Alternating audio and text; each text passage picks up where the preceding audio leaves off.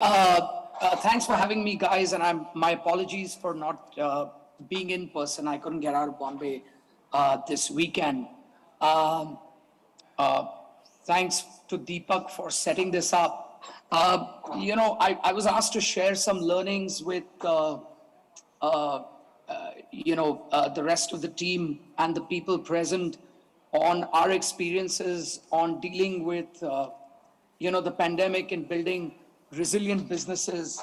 And well, we're just building a business. I don't know about the resilience, but it got picked up, I think, by Sanjeev uh, some time back, where I might have quoted and said, people keep talking about a unicorn. I haven't seen a mythical animal with a horn.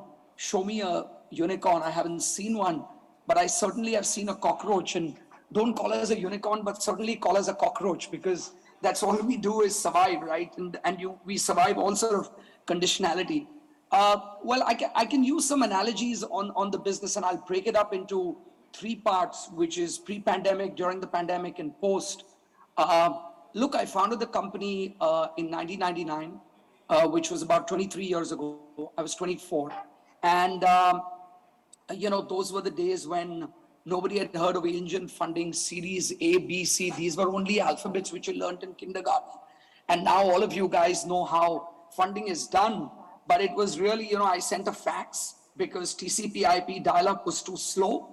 I sent a fax in 1999 to Chase Capital Partners, JP Morgan, after a backpacking trip to South Africa. Came back, had a business idea because I found that there was a gap in the market, and we, got invested $500,000 in my savings bank account. I could have taken the money and run. There was no company, and here we are, 23 years on. The need was very simple. There was black marketing in the country. There was paper tickets. There was scalping. There was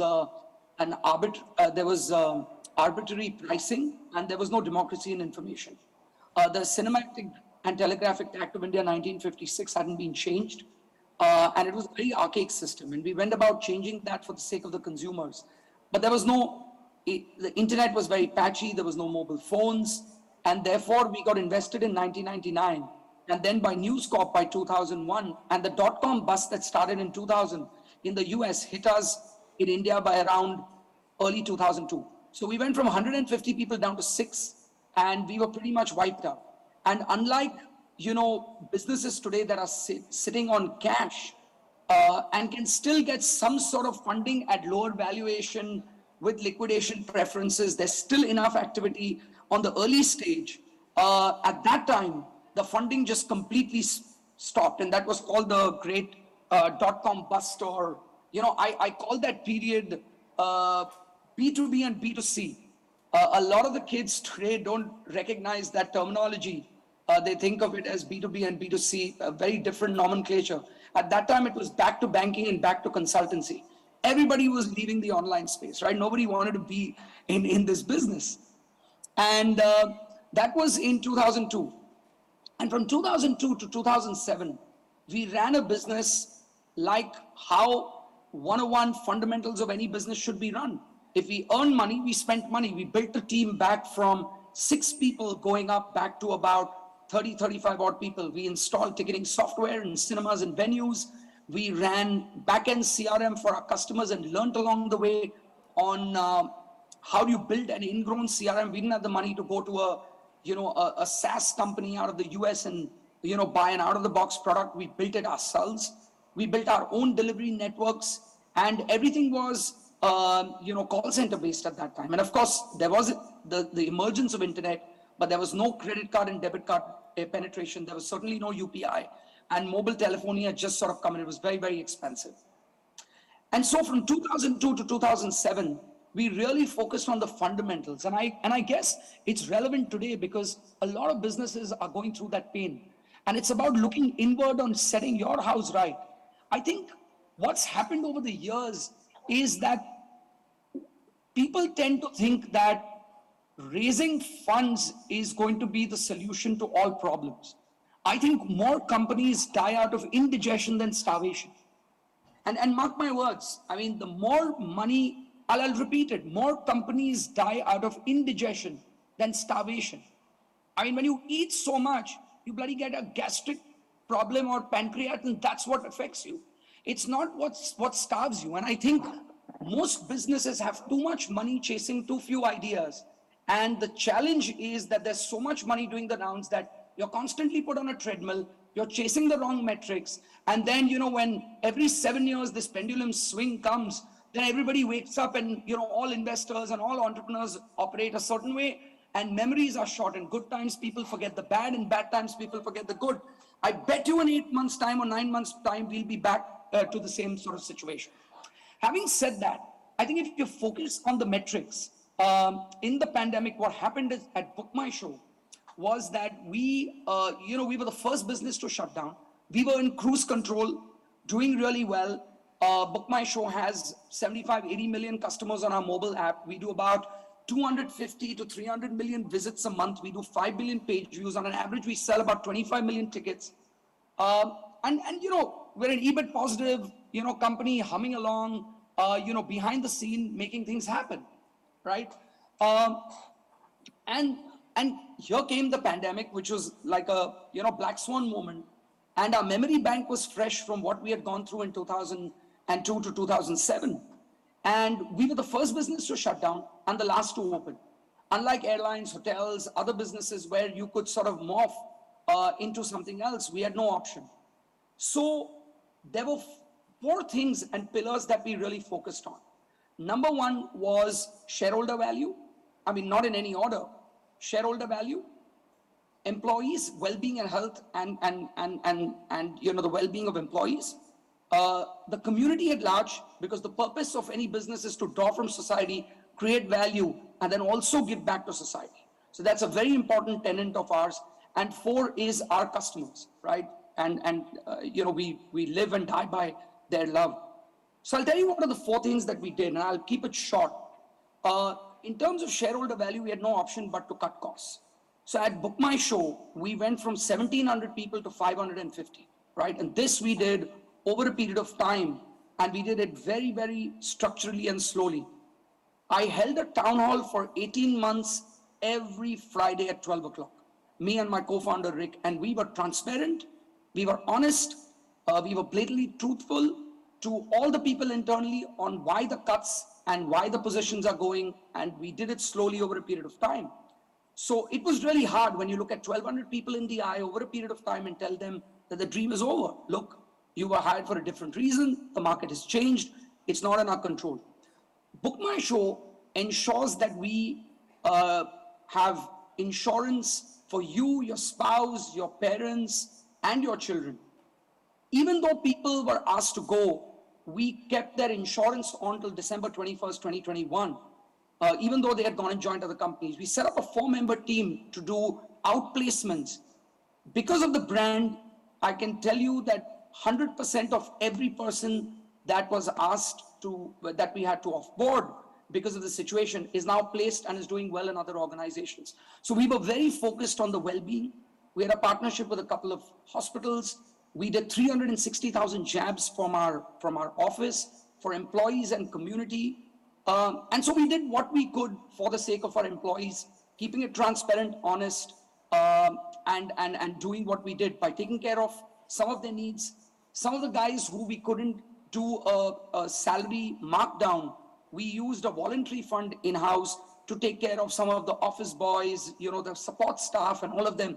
And we used the voluntary fund that all of us participate with. The other thing that we did was, so that was on shareholder value, we moved to the cloud. For 18 years, we had our own cage and we had our own systems that we had built. This was a golden opportunity for us actually to break our entire tech stack and move it to the cloud. We're now operating at about 1/8 the cost of what we used to pre-pandemic. And in terms of the overall cost, we're operating at about 45% of the overall cost of what we used to. So the profitability is through the roof, and we're never going to hire those people because we've learned how to sort of operate in a more nimble and a more sensible manner. Also, very early on, we brought in a consulting firm, one of the top 3 consulting firms globally, and we did a 6-week consult project because they had the time and we had the best partners on board. And the job at hand was very simple. Please don't tell us to change bloody tube lights to CFL and save money on paper and travel and all that BS, right? We told them very clearly, here are the 16 ideas that we have. Give us the TAM, give us the market metrics, tell us what is our right to win, and what are the ones that we should chase. And why would we win in those places, which is adjacent to us? And we wanted to distill it down to 4. And we went down to 4. We've done an acqui-hire of 2. We've acquired 2 companies in the meantime, and we've launched all of those verticals in these 18 months under the shrouds of darkness. The other thing that we did on the live side is that we worked with the government because we had so much time to work with the GST Council to actually bring down the GST from 28% to 18%.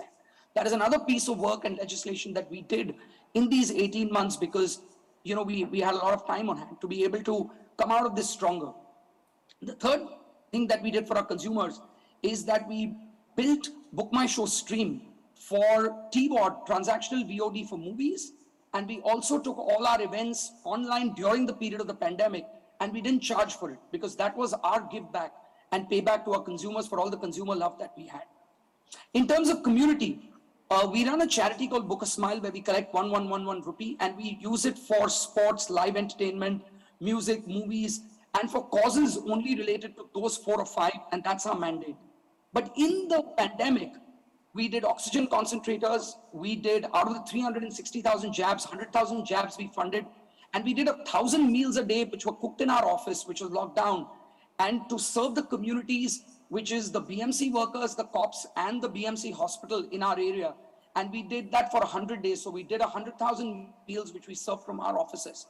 So if you were to look at these 4 things, which was community, which was shareholder value, which was our employees, and then it was our customers. The result of that has been that in October, when the market sort of slowly bounced back, we, with checkerboard seating, mask mandates, no content, we sort of broke even again in October for the first time. In November, we did a 9% EBIT margin, and then by December, we did an 11% EBIT margin. And then Omicron happened. But we did the AP Dillon concert. We had the whole of IPL that we executed. And then content started coming back in March. And the surprise has been regional content. And we built our whole live events business.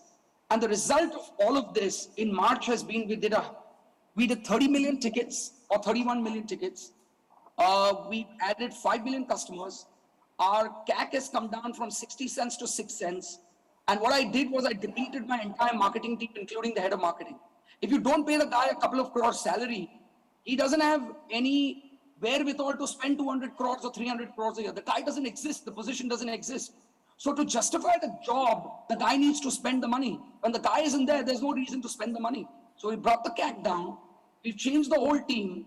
And today we are in such a strong position where we are a PAT positive company. We've had the best quarter ever, the last 2 quarters, the best customer acquisition ever, the lowest cost of customer acquisition.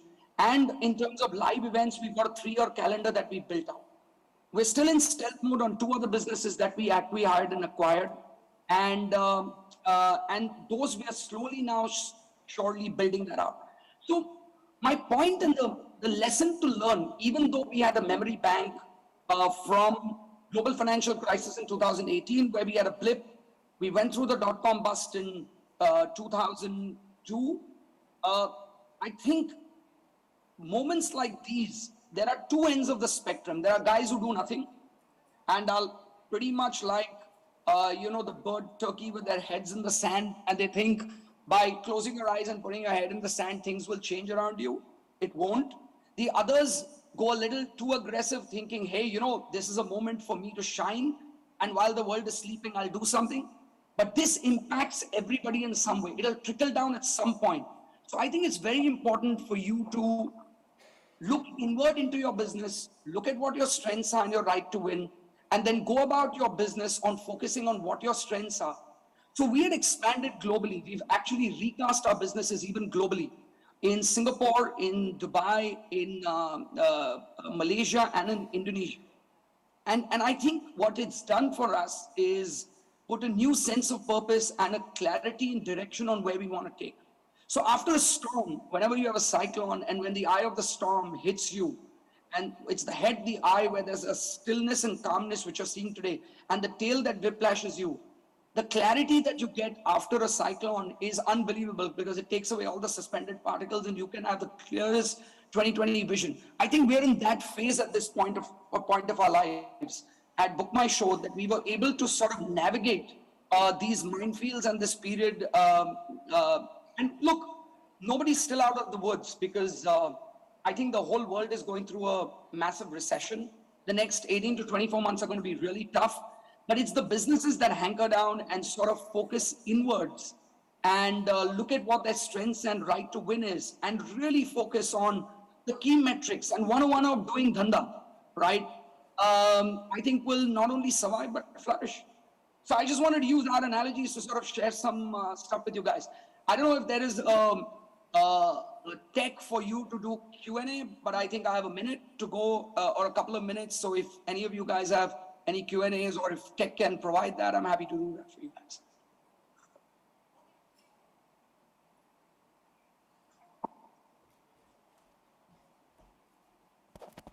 Yeah, hi. So any questions for Ashish? We have a couple of minutes.